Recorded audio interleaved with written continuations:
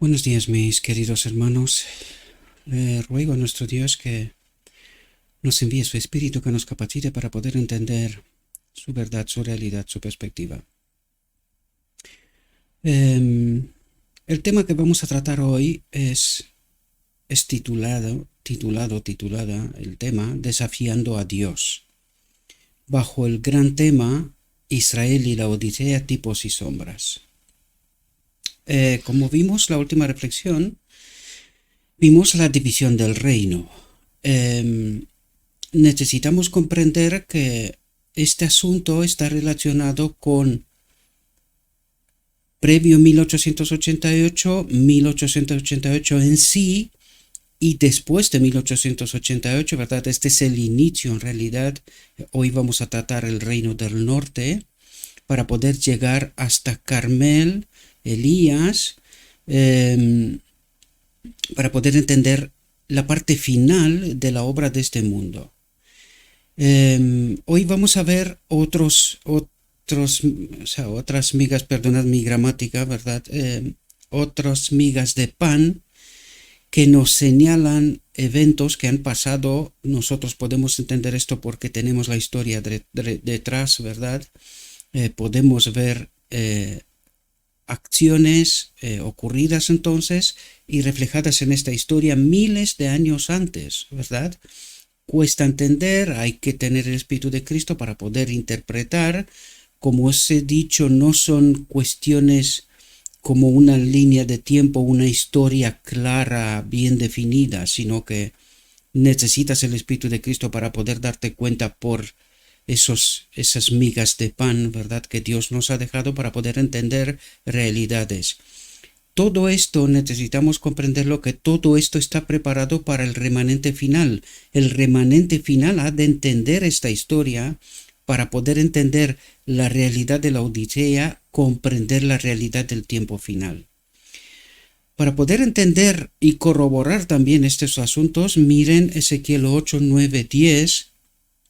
Traten de entender también esa historia de allí, ¿verdad? Porque ahí Dios también nos deja otras migas de pan, pequeños eventos que nos ayudan a comprender esta realidad. Pero una vez más recalco, toda esta historia, de hecho todo el Evangelio, fue preparado para el remanente final. Ahora, que nadie interprete que el remanente final tenía que ser ahora.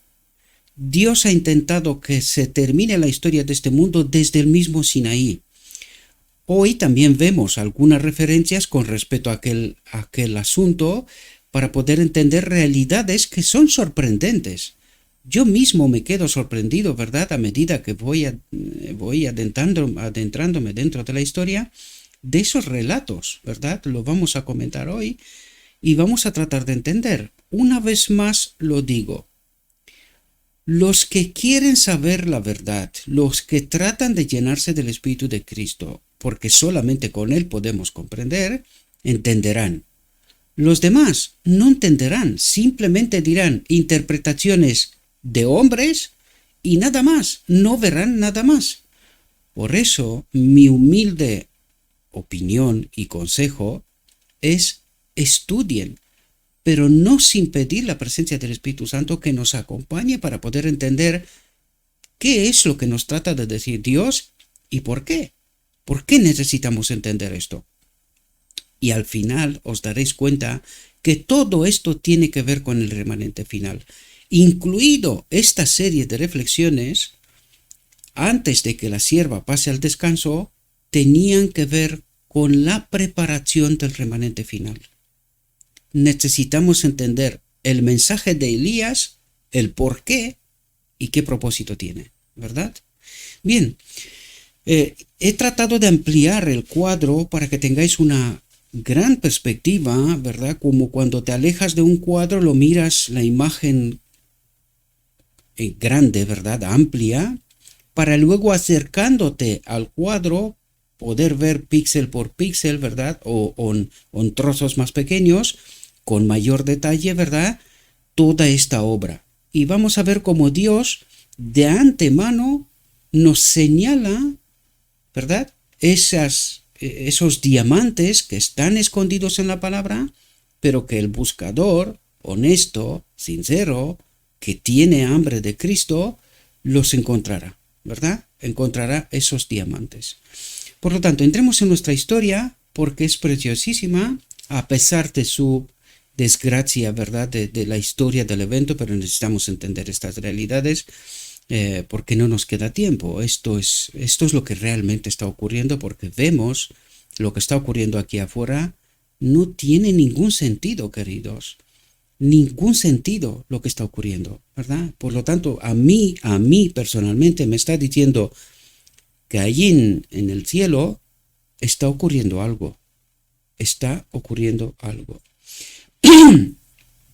Por lo tanto, el tema de hoy, desafiando a Dios, Israel y la Odisea, tipos y sombras. Y vamos a entrar en nuestro tema, ¿verdad?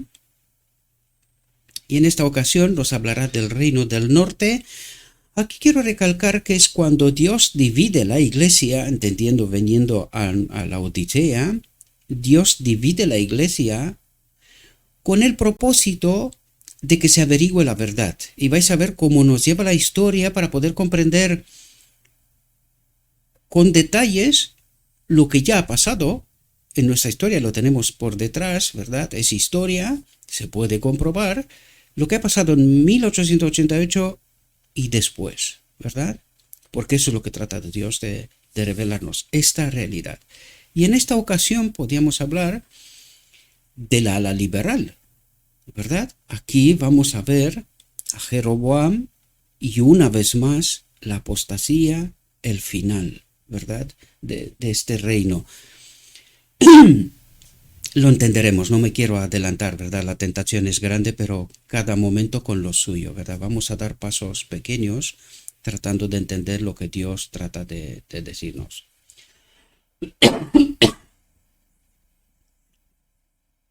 Y dice lo siguiente.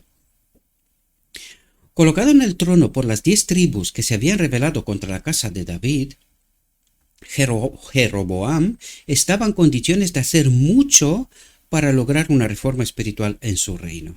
Bien, ¿por qué Dios permite la división? Con el propósito es el principio que nos lo revela Pablo. Está bien que haya discusiones en medio de vosotros, discusiones en cuanto a lo teológico, ¿verdad? En cuanto a la verdad, porque al estudiar la palabra solo deberíamos de llegar solo a un punto, es descubrir la verdad, entender la verdad, ¿verdad? Lo que trato de decir una y otra vez, llénense de Cristo en este estudio para que puedan llegar al final, que no es otro más que Cristo nuestra justicia. Este tiene que ser. Si no lo es, si no comprendemos esto, tenemos un problema. Esta es la desgracia, ¿verdad? Por lo tanto, Jeroboam estaba en condiciones de hacer mucho para lograr una reforma espiritual en su reino. Pero vamos a ver qué es lo que ha hecho en realidad, ¿verdad? Y aquí estamos, lo recalco, estad atentos, por eso lo digo, no por otra cuestión, que aquí habla de la ala liberal, aunque pueda parecer que en 1888 fue una movida conservadora, es decir, quedarse a lo que sabían, pero vamos a descubrir dónde está el error. Lo hemos comentado cuando tocó las reflexiones, ¿verdad? ¿Dónde está el error? Y aquí lo vamos a ver reflejado por Dios mismo. Vamos a ver cómo lo ve Dios, porque nosotros tenemos una visión sobre las cosas. Pero ¿coincide Dios? ¿Dios también está de acuerdo con lo que nosotros creemos o nos parece? Con nuestra interpretación de las escrituras, de los eventos, ¿verdad? Dice, si hubiera utilizado su influencia para fortalecer la confianza del pueblo en Dios, en el Dios del cielo, como su gobernante supremo, podría haber animado a las multitudes a buscar la justicia. Recuerden que en 1888 la ala liberal estaba la que estaba gobernando, las que estaban en el trono, por decirlo de alguna manera. Y aquí podemos ver que es Dios quien coloca a Jeroboam en el trono, ¿verdad? En este momento. Porque en realidad Dios quería que haya una reforma espiritual, pero al mismo tiempo, teniendo en cuenta lo ocurrido, podríamos decir que se le pueden callar la boca porque estaban en el poder, podían tomar las decisiones correctas, pero no lo han hecho hasta hoy. No lo han hecho desde entonces hasta hoy, ¿verdad? Estoy yendo desde la historia del tipo a las sombras, a la realidad, al antitipo, ¿verdad? Hago esta conexión constantemente. De todas maneras, no he conseguido recuperar la fanpage. Tengo 30 días para que Facebook se pueda recuperar. Ayer me di cuenta que en Instagram también, en mi cuenta de Instagram, pues también ha accedido este hombre que no sé cómo llamarlo, ni lo sé por qué está haciendo lo que está haciendo. Pero Dios pondrá las cosas en su sitio. Estoy trabajando junto con mi hijo. Mi hijo está estudiando ingeniería informática, por lo tanto, junto con mi hijo estamos intentando recuperar todas esas cosas. Me veo obligado a formatear mis ordenadores y todo, y volver a poner todo en orden, ¿verdad? Porque no logro entender por qué has pasado esto. Creo que solamente un espíritu maligno puede hacer esto, ¿verdad? Estorba la obra que estamos haciendo. Pero nuestra confianza está en Dios, ¿verdad?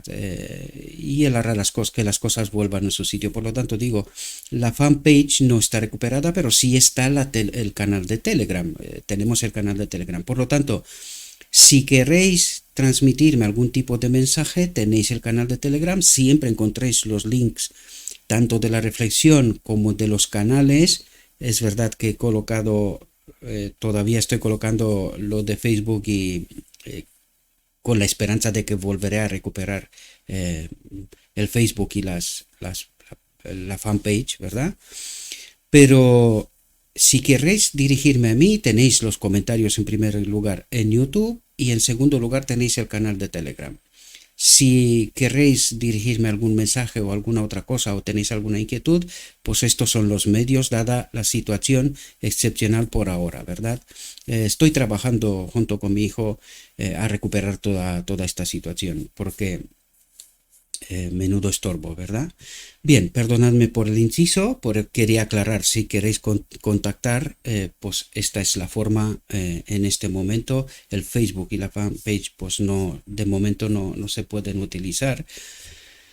Así que ya veremos cómo se puede hacer y si podemos recuperar, ¿verdad? Porque ayer en Instagram también me colgó algunos mensajes que no fui yo, se dio cuenta mi hijo y me dijo: mi papá, que ha llegado a Instagram también, habrá que hacer algo. Entonces vamos a trabajar con esto también. Bien, aunque el canal de Telegram es más bien privado, lo utilizo para los trabajos que hago, publicidad y cosas por estilo, y no es por el ministerio, ¿no? Bien, volvamos a nuestro tema y una vez más, perdonadme por todas esas aclaraciones, pero creo que son necesarias para alguno de vosotros. Dice, bajo el gobierno de Salomón se había revelado la discreción, la aptitud y el buen juicio de Jeroboam, ¿verdad? Y el conocimiento de las cosas espirituales que había adquirido durante años de servicio fiel, podría haberlo utilizado para traer bendiciones incalculables a quienes lo habían elegido como su líder. Recuerden, las 10 tribus, ¿verdad? Lo colocan como rey en el reino del norte, ¿verdad? Dice, pero en lugar de avanzar en el camino de la justicia, no hizo de Dios su confianza. Recuerden y hagan el paralelo con 1888. Estaba en el poder, el liderazgo, no hizo de Dios su confianza. Ahora entenderemos por qué dice lo que dice, ¿verdad? Y esto, recuerden, es palabra de Dios. No son interpretaciones mías, está escrito, lo único que necesitamos es pedir la presencia del Espíritu, tratando de entender de qué es lo que nos trata de transmitir Dios, ¿verdad? Fijaos. Dice, recuerden que nos dijo que él sabía el camino correcto. Jeroboam sabía el camino correcto. Había estado como consejero de Salomón, ¿verdad? Por lo tanto, sabía tanto los aciertos como los errores de Salomón, ¿verdad? De su reinado. Y aquí Dios dice, sabía el camino correcto, por eso lo escogió, ¿verdad? Y aquí podemos ver que no influyen la libertad de elección y la libertad de conciencia. Lo elige Dios a Jeroboam porque sabía el camino correcto, pero Jeroboam tiene que elegir. Y vamos a ver qué es lo que elige, ¿verdad? ¿Qué es lo que hace? A pesar de saber el camino correcto, lo recalco una vez más, porque muchas veces, y este fue el error de Israel, ellos conocían la verdad, lo que creían, pero Cristo le dijo, vuestro padre es Satanás. La Odisea cree conocer la verdad, pero Dios le dice, tú no sabes, ¿verdad? Y este momento de la historia, pues, una vez más, Dios trata de decirnos cosas, pero nosotros, confiando en nosotros mismos y no permitir a Dios que obre, pues hacemos las cosas mal, ¿verdad? Dijo Jeroboam en su corazón, ahora volverá el reino a la casa de David. Si este pueblo sube a hacer sacrificios en la casa de Jehová en Jerusalén, recuerda, en Jerusalén se había quedado con Judá y Benjamín, con Roboam en el reino del sur, por lo tanto, aquí vemos a Jeroboam teniendo miedo de que si la gente iba a adorar en Jerusalén, pues se va a pegar al reino del sur, se va a quedar con Roboam y él no seguirá siendo rey. Aquí de nuevo vemos la preocupación interna del hombre. ¿Qué es lo que quería? ¿Qué transformación? De repente, vanidad, poder, liderazgo, ¿verdad? Y cuidado, lo escogió Dios, ¿verdad? ¿Por qué no siguió confiando en Dios? Porque actúa como hombre, ¿verdad? Dice, entonces el corazón de este pueblo se volverá a su señor, a Roboam, rey de Judá, y me matarán y volverán a Roboam, rey de Judá. ¿Cuál era su miedo? De perder el poder, de perder el liderazgo, ¿verdad? Fijaos lo que hace. Atentos a este texto. Entonces el rey tomó consejo e hizo 2 becerros de oro. Fijaos, sabía la historia, sabía bien la historia, por eso Dios los coge, ¿verdad? Pero fijaos lo que hace. E hizo 2 becerros de oro y les dijo, es demasiado para vosotros subir a Jerusalén. Es demasiado para vosotros subir a Jerusalén. He aquí tus dioses, oh Israel. ¿Cómo? 2 becerros de oro. 2. Vamos a entender esta historia, queridos, porque Dios nos habla. Pero una vez más recalco, sin el Espíritu de Dios, no ves, no entiendes, no captas el mensaje, ¿verdad? Hizo 2 becerros de oro, y les dijo, es demasiado para vosotros subir a Dios, subir a Jerusalén, confiar en Dios. Eso es lo que trata de decir la metáfora. Dice, he aquí tus dioses, oh Israel. ¿Cuándo más ocurrió una historia parecida? Ante Sinaí, queridos. Pero fijaos aquí, no es un becerro, sino 2. Esto significa algo. Enseguida hablamos de esto, ¿verdad? Dice, he aquí tus dioses, oh Israel, atentos, que te hicieron subir de la tierra de Egipto. ¿Quién lo hicieron subir de la tierra de Egipto? ¿El becerro de oro? Él hace una clara referencia a Sinaí, ¿verdad? Los becerros de oro le hicieron subir al pueblo de Israel de Egipto. Queridos, ¡qué locura! ¿Sabía la verdad? Nos lo dijo antes, conocía la verdad, había reinado fue consejero de Salomón, conocía el camino correcto y también conocía los errores de Salomón. ¿Y qué es lo que hace? ¡Qué locura! Pero esperad, que todavía no se ha terminado la interpretación, el entendimiento, ¿verdad? Y dice, y puso el uno en Betel y el otro lo puso en Dan, los becerros de oro, ¿verdad? Dice, e hizo una casa de altos, e hizo sacerdotes de los más bajos del pueblo, que no eran de los hijos de Leví. Los levitas generalmente se negaron a servir, es decir, la ala conservadora. Como os he dicho, no es una historia exacta, pero nosotros tenemos la ventaja de saber qué pasó en la realidad de la historia. ¿verdad? Desgraciadamente la Odisea hizo todo lo que pudo para que el evento de 1888 y lo ocurrido después sea una historia muerta para la Odisea, que la desconozca. Esta es la obra del enemigo, ¿verdad? Y vamos a ver pasito a pasito qué consecuencia tiene todo esto, ¿verdad? Porque en realidad... No, vamos a seguir, luego lo explico. Los levitas generalmente se negaron a servir, es decir, la ala conservadora se negó a servir ante semejante barbaridad, lo que nos dijo antes, a adorar a los becerros, ¿verdad? Dice, y el rey se vio obligado a elevar al sacerdocio de su falsa religión a hombres de lo más bajo del pueblo. ¿Qué quiere decir? Hombres que se han vendido, que por deseo de poder, por vanidad, por ganancia, de lo más bajo, lo pone entre comillas, ¿verdad? Eran levitas de lo más bajo del pueblo. Sin principios, sin honor, sin dignidad, ¿verdad? Dice, muchos de los que permanecieron fieles a Dios huyeron a Jerusalén. ¿De quién está hablando aquí? De los maestros de Israel, queridos. Aquí está hablando de los maestros de Israel. No habla de la gente normal. No. Habla de los levitas. Dice, los levitas generalmente se negaron a servir, generalmente, y el rey se vio obligado a elevar el sacerdocio de su falsa religión a hombres de lo más bajo del pueblo. Es decir, levitas sin principio, sin dignidad, sin honor, sin honestidad, que por deseo de posición, poder, ganancia, adoraron esta falsa religión, ¿verdad? Dice, muchos de los que permanecieron fieles a Dios huyeron a Jerusalén, es decir, al reino del sur, a Roboam, donde podrían adorar en armonía con los requisitos divinos.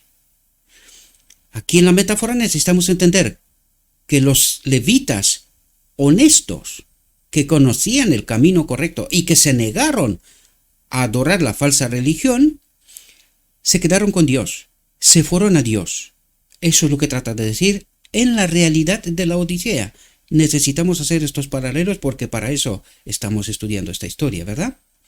Dice, Jeroboam ordenó una fiesta en el 8º mes, a los 15 días del mes, como la fiesta que hay en Judá, y ofreció sobre el altar. Así lo hizo en Betel, sacrificando a los becerros que había hecho, y puso en Betel a los sacerdotes de los lugares altos que había hecho. Dice, el atrevido desafío del rey a Dios y a su culto no quedó sin reprensión. No quedó sin reprensión. Aquí podemos ver la sierva una y otra vez, y podemos ver, hay un antes de 1888 y hay un después de 1888. Y aquí dice claramente, no quedó sin reprensión. La acción del liderazgo, la acción del atrevido desafío del rey a Dios, no quedó sin reprensión. En tipo y en sombras, en la realidad.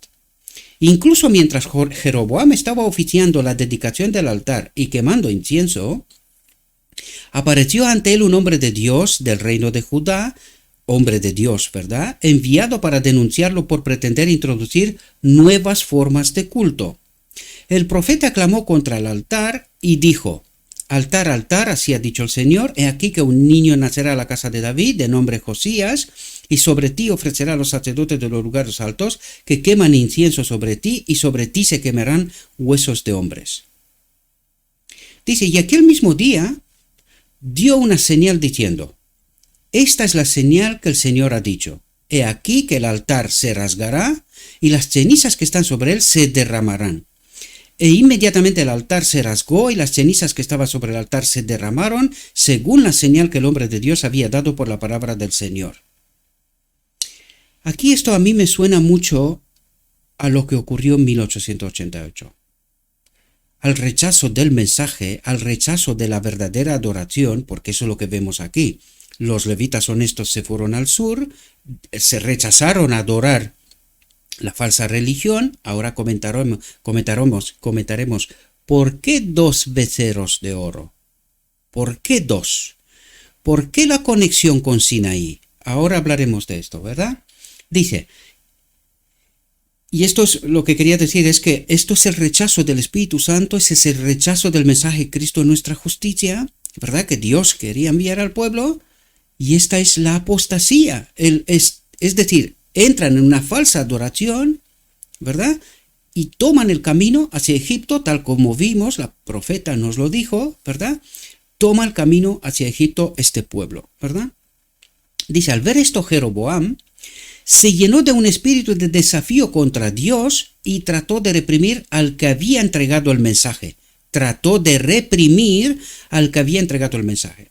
Aquí podemos entender qué es lo que ocurrió con Jones Wagoner y con la sierva, ¿verdad? Después de 1888. Pues Jeroboam, el liderazgo, se llenó de un espíritu de desafío contra Dios, porque eso es lo que ocurrió en 1888, ¿verdad? Y trató de reprimir al que había entregado el mensaje. Dice, con ira extendió su mano desde el altar y gritó, atrápenlo. Y su mano que extendió contra él se secó, de modo que no pudo volver a tirar de ella hacia él. Aquí es el rechazo al Espíritu Santo, podríamos decir, haciendo una interpretación. Yo trato de entender esto con la realidad. Vuelvo a recalcar. Traten de estudiar. No confíen en lo que digo yo. Tenemos la historia. El Espíritu Santo está a nuestra disposición de todos. Yo puedo equivocarme, soy un ser humano. Trato de entender lo que nos está diciendo lo escrito está, pero no tomen mis palabras como si fueran yo no soy vuestro Dios. Más claro no puedo decirlo. Necesitamos entender, yo trato de ayudar, ¿verdad? Trato de ayudar. Como he dicho al inicio de la reflexión anterior, para mí también es una novedad, ¿verdad? No me había dado cuenta de esta realidad. Trato de entender de por qué este mensaje, qué propósito tiene. Me estoy dando cuenta qué es lo que trata de explicarnos Dios, ¿verdad? Pero por favor, necesitamos estudiar. Otra cuestión. En nombre de Cristo Jesús os lo pido, mis queridos hermanos.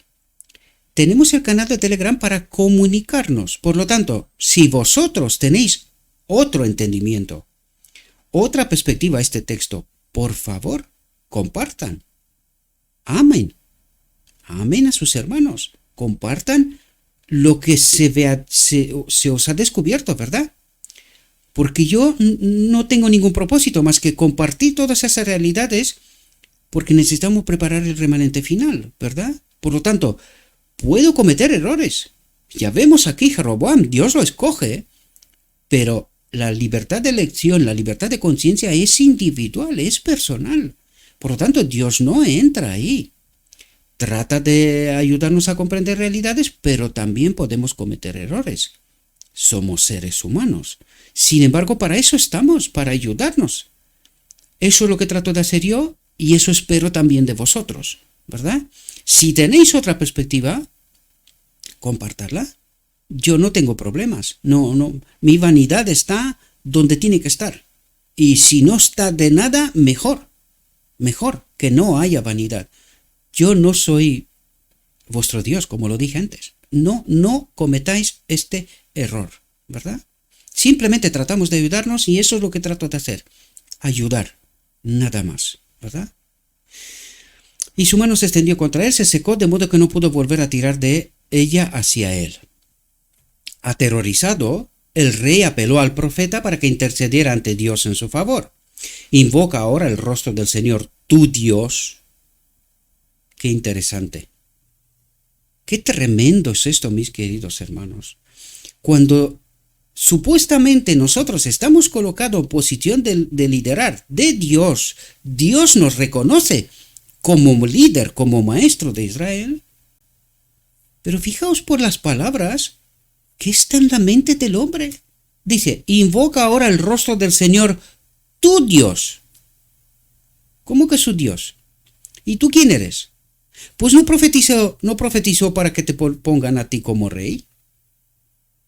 ¿Cómo que su Dios? ¿Y el tuyo cuál es? ¿El enemigo de Dios? Vamos a ver que la historia nos coloca las cosas en su sitio, queridos, ¿verdad? Dice, suplicó y ruega por mí para que mi mano me sea devuelta.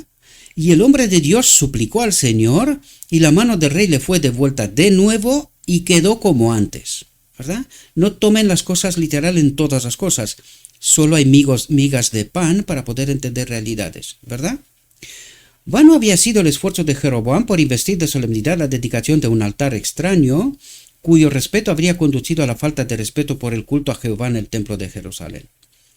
Por el mensaje del profeta, el rey de Israel debería haber sido llevado al arrepentimiento.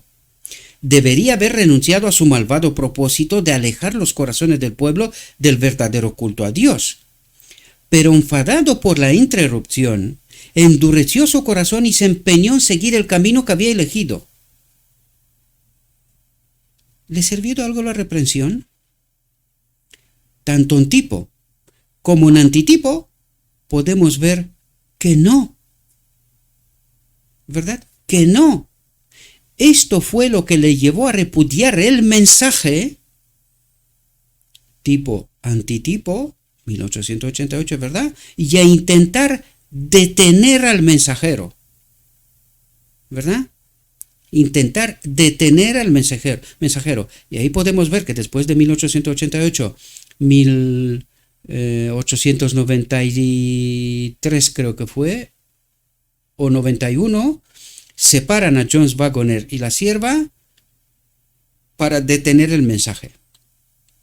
Eso es lo que intentaron el liderazgo de la Asociación General. Dividir para conquistar. Detener el mensaje. ¿Verdad? Dice, en el momento de la fiesta en Betel, los corazones de los israelitas no estaban completamente endurecidos.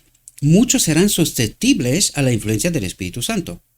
El Señor quiso que los que estaban dando pasos rápidos en la apostasía fueran frenados en su curso antes de que fuera demasiado tarde. Por misericordia envió a su mensajero para revelar al rey y al pueblo lo que sería el resultado de esta apostasía. Ahora, en el tipo envía un mensajero. En el antitipo fueron dos, Jones y Wagoner, y la profeta. Pero al final la profeta se queda sola. Ahora veremos, ¿verdad? En el tipo y antitipo vamos a entender esas realidades. No soy, ya os lo digo, no son una historia exacta, lo mismo como pasa en Ezequiel 8, 9, 10. No nos da detalles a píxel, ¿verdad? En esta imagen grande, pero sí nos deja migas de pan para poder entender la realidad. Lo mismo pasa aquí. Este mensajero de Dios en la Odisea fueron tres en realidad. Fueron Jones Wagoner y la sierva. Jones Wagoner claudican.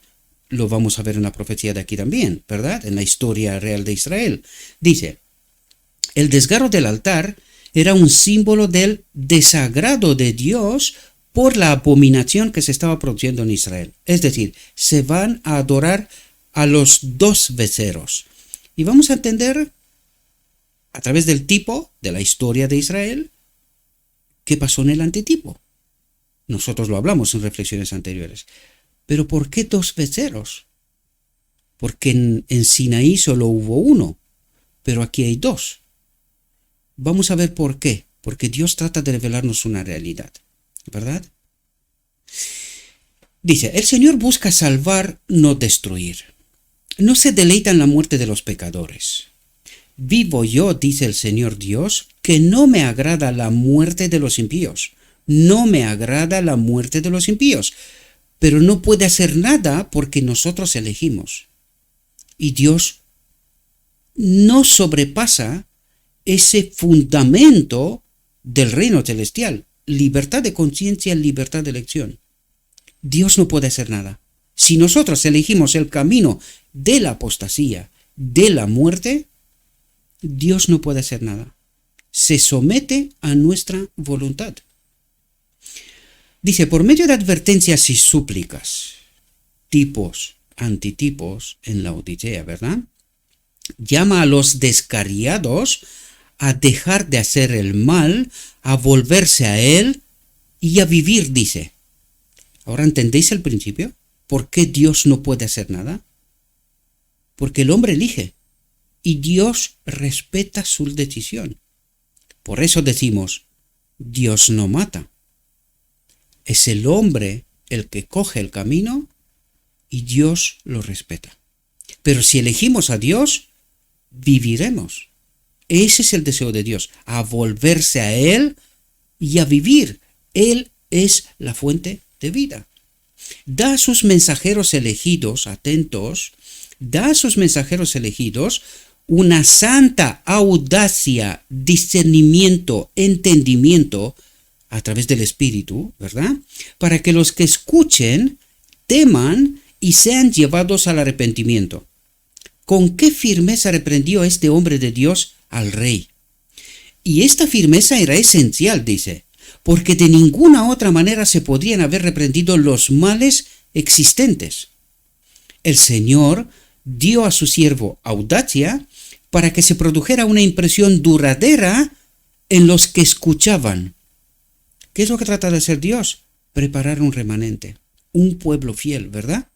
Dice, los mensajeros del Señor nunca deben temer el rostro de los hombres. Nunca deben temer el rostro de los hombres, sino que deben defender la verdad sin vacilar. Deben defender la verdad sin vacilar. Y aquí podemos ver, en el inicio de esta reflexión, había levitas honestos que han preferido abandonar el reino del norte y volverse a Dios, volverse al reino del sur, al culto verdadero, ¿verdad? Pues eso es lo que nos está diciendo Dios. Sino que deben defender la verdad sin vacilar. Ahora pregúntese la Odisea. ¿Qué tienen que hacer los siervos de Dios que la Odisea les quita la posición, el púlpito, les quita del camino, los excluye incluso del marco de la iglesia? ¿Qué deberían de hacer esta gente? ¿Vacilar? ¿Adoptar el mensaje de Jeroboam? ¿El culto de la apostasía? Eso es lo que deberían de hacer estos siervos. Los mensajeros del Señor nunca deben temer el rostro de los hombres, sean quien sean, sino que deben defender la verdad sin vacilar, confiando plenamente en Dios y en sus obras. Aunque perezca, que perezca. Aunque perezco, que perezca. Como dijo Daniel, ¿verdad? Mientras pongan su confianza en Dios, no deben temer. Mientras pongan su confianza en Dios, no deben temer. Porque Él que les da su comisión, les da también la seguridad de su cuidado protector. Y todos aquellos que serán parte del remanente final, tienen que estar en esta posición, queridos, porque tienen que llevar un mensaje al mundo en contra de toda la oposición de la Odisea. Cuando digo la Odisea, recuerden que ha caído y que el mundo está en el marco de la Odisea. Va con el mundo, va con el ecumenismo.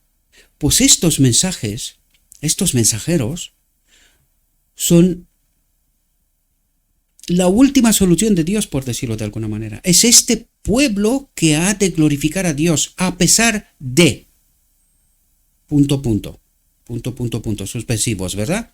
A pesar de ocurre lo que ocurre. ¿Por qué? Mi confianza está en Dios. Nuestra confianza tiene que estar en Dios.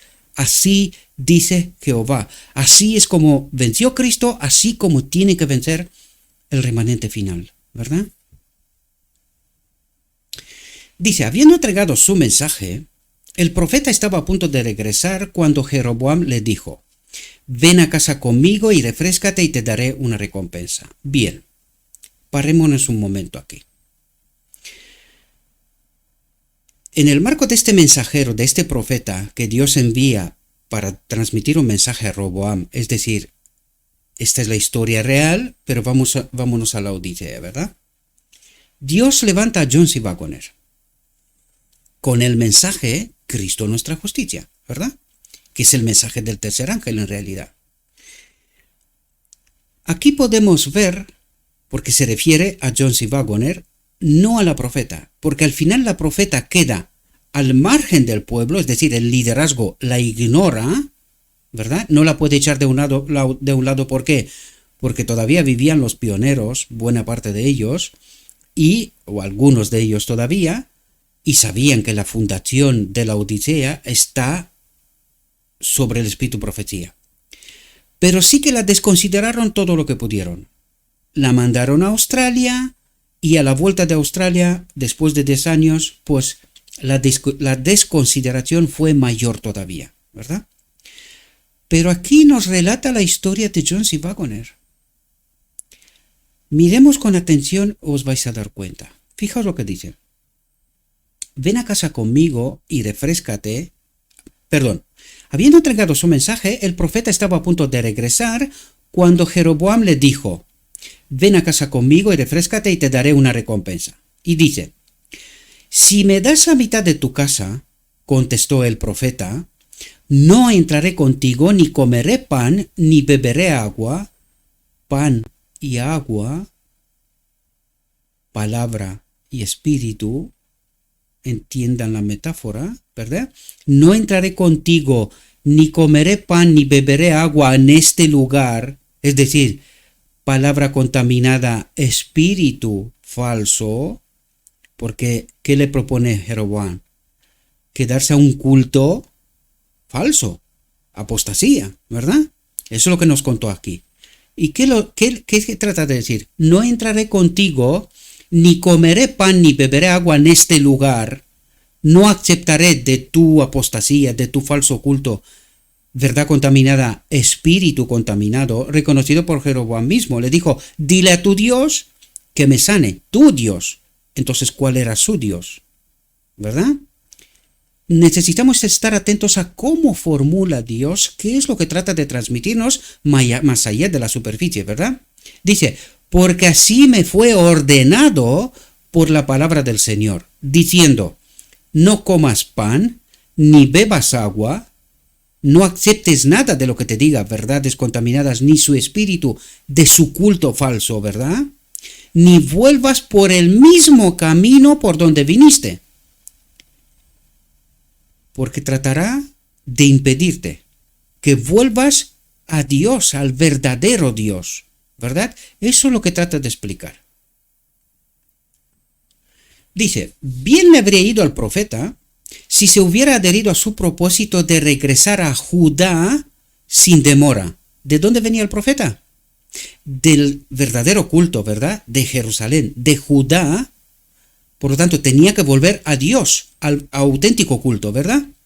Dice, simplemente entregó un mensaje a los apóstatas, pero luego tenía que volver a Dios, ¿verdad? Fijaos lo que ocurre. Aquí entiendan John C. Waggoner, una vez más lo recalco, ¿verdad? De eso nos está hablando, tipos y sombras. Mientras viajaba de regreso a casa por otra ruta, fue alcanzado por un anciano. Hagan una relación. Kellogg, ¿quién llevó a la apostasía? O desvió del camino, mejor dicho, y los mató en realidad, ¿verdad? A John C. Waggoner. Fue Kellogg, primero con el panteísmo, luego con la doctrina de la Trinidad. Conociendo bien la historia, vais a ver lo que ha ocurrido. Y fijaos cómo está en el relato bíblico esta realidad. Dice, fue alcanzado por un anciano, ¿verdad? Un anciano, un líder, eso es lo que trata de decir, que afirmaba ser profeta, Kellogg, y que hizo falsas representaciones al hombre de Dios, falsas representaciones, panteísmo, luego doctrina de la Trinidad, ¿verdad? Declarando, dice, yo también soy profeta como tú, yo también te entiendo el Evangelio, yo también conozco al auténtico Dios. Eso era la pretensión de Kellogg, ¿verdad?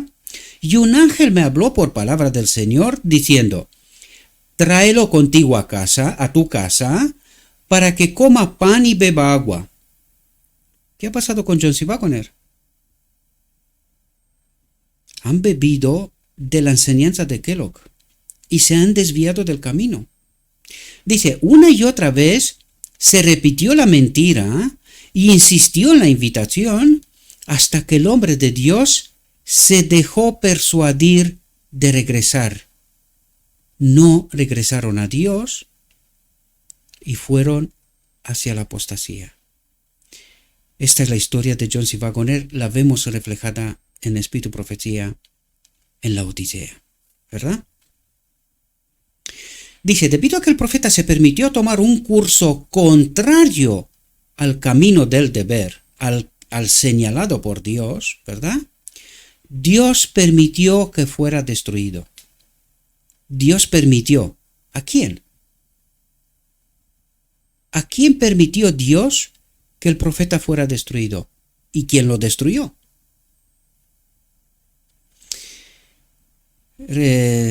Subrayo y recalco esto, queridos, porque cuando afirmo, no afirmo porque lo afirmo yo, sino porque está escrito, Dios no mata, no es Dios el que mata, queridos. ¿Qué ha hecho el profeta? Ha salido del marco de una así, dice Jehová. ¿Y quién lo reclamó? ¿Quién lo ha persuadido? El enemigo.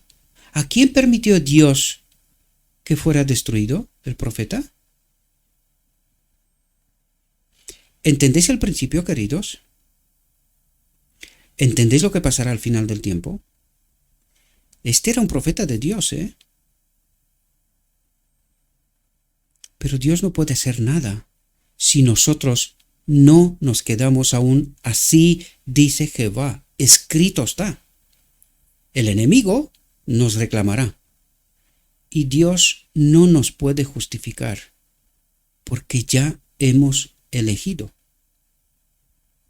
Mientras él y el que lo había invitado a regresar a Betel estaban sentados juntos a la mesa, la inspiración del Todopoderoso vino sobre el falso profeta en esta ocasión. Es decir, el falso profeta le dice al profeta auténtico, pero ya caído en apostasía, ¿verdad? Dice, así ha dicho el Señor, por cuanto has desobedecido la boca del Señor y no has guardado el mandamiento que el Señor tu Dios te ordenó, dice, tu cadáver no llegará al sepulcro de tus padres. A esta terrible sentencia le siguió rápidamente su ejecución. Sucedió que después de haber comido el pan y después de haber bebido encillo para él y el asno, y cuando se fue, un león lo encontró en el camino y lo mató. Y su cadáver fue arrojado al camino, y el asno se quedó junto a él, y el león también se quedó junto al cadáver. Y he aquí que pasaron unos hombres y vieron el cadáver arrojado en el camino, y vinieron y lo contaron a la ciudad donde viajaba el falso profeta y el viejo profeta, y dijo, es el hombre de Dios que fue desobediente a la palabra del Señor. ¿Qué se dijeron de John C. Waggoner? Pues al desobedecer a Dios, fue deshonrado el mensaje mismo, ¿verdad? Fue desconsiderado el mismo mensaje. Es el hombre de Dios. Estos son los dos profetas, los dos mensajeros de Dios, ¿verdad? Que fueron desobedientes a la palabra del Señor. Y fue desconsiderado el mensaje, ¿verdad? Dice, el castigo que cayó sobre el mensajero de Dios fue una prueba más de la verdad de la profecía pronunciada sobre el altar. Si, después de desobedecer la palabra del Señor, el profeta hubiera seguido con seguridad, el rey habría utilizado este hecho para reivindicar su propia desobediencia. En el altar desgarrado, en su brazo paralizado y en el terrible destino del profeta, Jeroboam debería haber discernido el rápido desagrado de un Dios ofendido y debería haber tomado la advertencia de no persistir en el mal. Esto debería de haber entendido también el liderazgo desde 1888 y después de que, aun trayendo el mensaje de Dios, fue confirmado por la profeta que el mensaje de John C. Waggoner era auténtico. ¿Pero qué les pasó a ellos? Al quedarse bajo el amparo de Kellogg, sobre todo Jones, se fue a la apostasía. ¿verdad? Y la perdición. Pero Wagoner también los siguió, ¿verdad? La historia de ellos al ser divididos fue un algo diferente, pero el final fue parecido, ¿verdad? Parecido. Se alejaron del camino del Señor, ¿verdad? Y desgraciadamente su mensaje fue desconsiderado y lo sigue siendo desconsiderado hasta hoy por la grandísima mayoría, ¿verdad? Hoy hasta el espíritu profecía es desconsiderado por una buena gran parte de la Odisea, por la iglesia militante diría yo, ¿verdad? Porque los levitas honestos no desconsiderarán ni una sola palabra de esto, ¿verdad? Dice, pero ninguno de estos juicios lo llevó al arrepentimiento. Jeroboam no se apartó de su mal camino, sino que volvió a ser de los más bajos del pueblo, sacerdotes de los lugares altos. ¿Qué volvió a ser? De aquellos que no tenían principios, honestidad, ¿verdad? Volvió a ser de los más bajos del pueblo, sacerdotes de los lugares altos. ¿Qué ocurrió en la Odisea? Nueva institución, nueva filosofía, nuevo culto que lo llevó a la apostasía, ¿verdad? Tipos y sombras. A quien quería, dice, a quien quería, lo consagraba, nueva institución, pone las manos encima, tiene el Espíritu Santo, supuestamente, ¿verdad? Lo consagraba en este curso falso de apostasía, ¿verdad? Y era uno de los sacerdotes del lugar altos, de los lugares altos, de esos altares al falso Dios, ¿verdad? Tipos y sombras. ¿Quién dice esto? Desde luego no soy yo, ¿verdad? Así, no solo pecó en gran medida él mismo, sino que hizo pecar a Israel, hizo pecar a la Odisea. Esto se convirtió en pecado para la casa de Jeroboam hasta cortarla y destruirla de la faz de la tierra. Hacia el final de un turbulento reinado de 22 años, Jeroboam sufrió una desastrosa derrota en una guerra con Abías, el sucesor de Roboam. Abías, el sucesor de Roboam del reino de Sur, ¿verdad? Abías siendo su hijo, ¿verdad?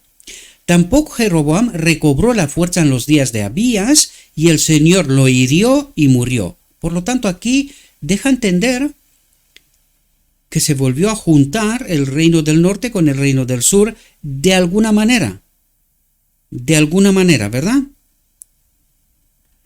Dice, la apostasía que llegó a ser tan prevalente en Israel durante el reinado de Jeroboam resultó finalmente en la ruina total del reino.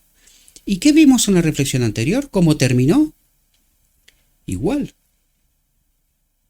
¿verdad? Dice, antes de la muerte de Jeroboam, el resultado de esta apostasía fue predicho por Ahías, el anciano profeta de Silo, que muchos años antes había predicho la elevación de Jeroboam al trono. El profeta declaró ahora, el Señor herirá a Israel, como se agita una caña en el agua, y desarraigará a Israel de esta buena tierra que dio a sus padres, y lo dispersará más allá del río, porque han hecho sus arboledas, provocando la ira del Señor. Y entregará a Israel a causa de los pecados de Jeroboam, que pecó y que hizo pecar a Israel. Y vimos en la reflexión anterior, el rey de Egipto los hizo sus súbditos, ¿verdad?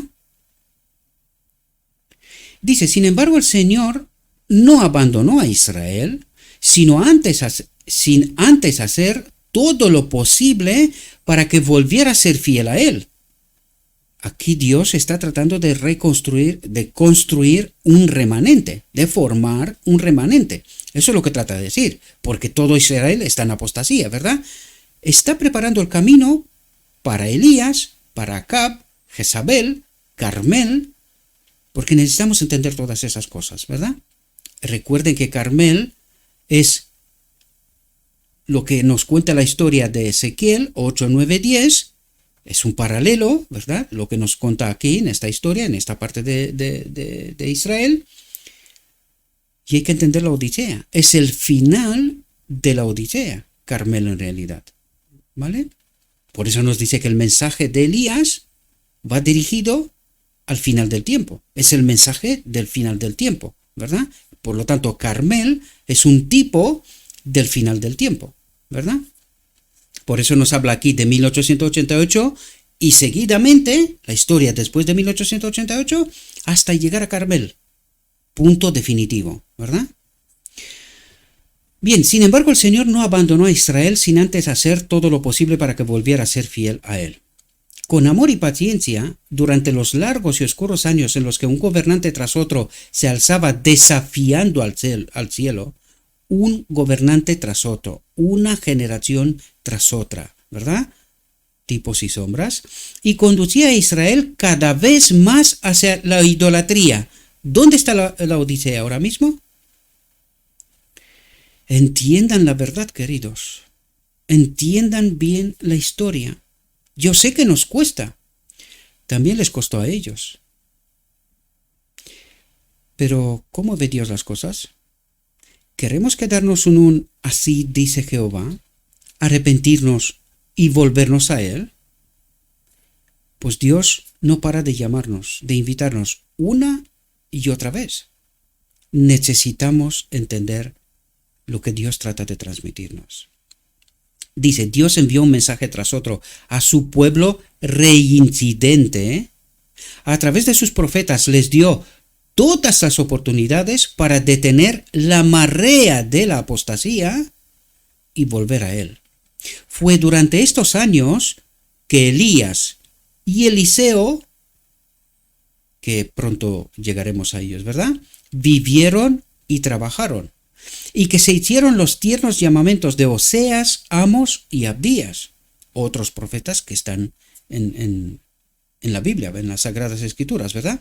Incluso en las horas más oscuras hubo algunos que permanecieron fieles al Dios del cielo. Estos son los 7,000 que le cuenta Dios a Elías, y estos son el remanente final en realidad. Y en medio de la idolatría vivieron vidas irreprochables, dice, ¿verdad? Dice, así ha sido en cada época y en cada tierra. El mundo nunca se ha quedado sin testigos del poderoso poder de Dios para salvar del pecado. Dice, el mundo nunca se ha quedado sin testigos del poderoso poder de Dios para salvar del pecado. Aunque había uno solo, aunque siempre ha habido más de uno, ¿verdad? Lo que nos contó antes.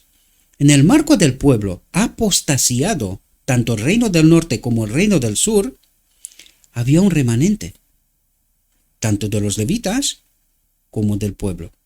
Pero recuerden que el Espíritu Profecía nos dice que en la obra final, pocos maestros de Israel participarán.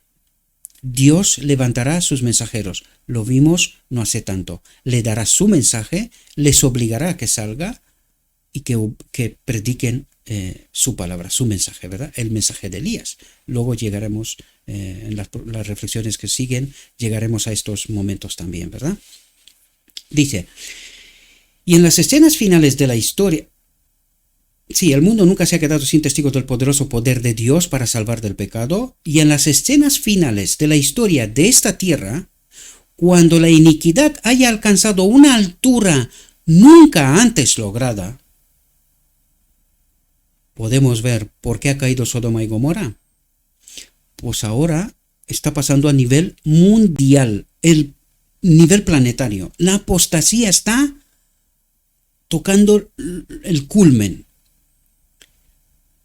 Y hay, podríamos decir, un genocidio. Lo que se está preparando, lo que está ocurriendo ahora mismo y todavía está por ocurrir, es un genocidio a nivel planetario.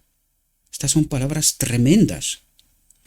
Pero cuando estudias con atención lo que está ocurriendo en el mundo, solo puedes llegar a esta conclusión. Dice, cuando la iniquidad haya alcanzado una altura nunca antes lograda, todavía será posible decir del pueblo remanente que ha permanecido fiel a Dios. Aquí están los que guardan los mandamientos de Dios y la fe de Jesús. Bien, aquí se terminaría la reflexión, pero quedamos pendiente con algo, ¿verdad? Por lo tanto, vamos al principio.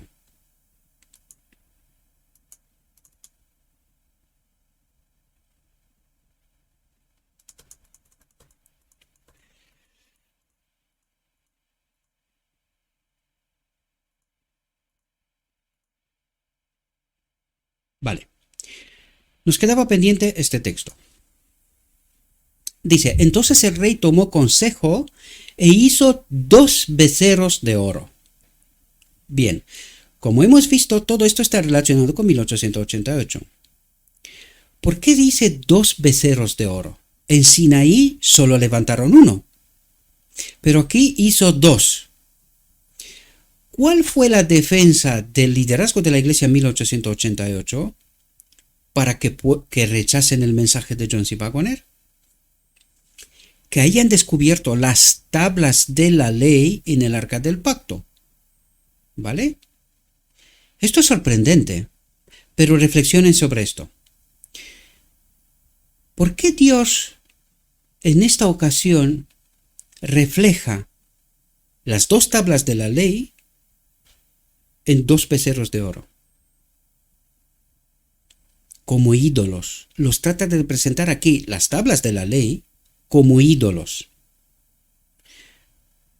¿Qué rechazaron y cuál fue la razón que idolatraron el liderazgo de la iglesia?